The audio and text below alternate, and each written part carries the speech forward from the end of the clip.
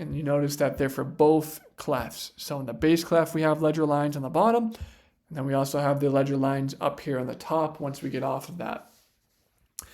And if we didn't have two clefs, there would be a lot more ledger lines because in your left hand, you're playing bass notes, and bass notes are lower on the piano. So you basically play around this range in the bass clef. But if we were playing everything as treble clef, you would have about 10 ledger lines because these would keep going down, right? You have the treble clef, and notice how more ledger lines get added as we go down the piano. You would have about 8 or 10 ledger lines for each note, and it would be very difficult to read and very difficult to communicate what is supposed to be played. So to counteract that, we also use the bass clef, and that way the notes are the same, but now they're still in the main lines of the staff, right? So it makes it much more easier to read versus notes that are off the staff, okay?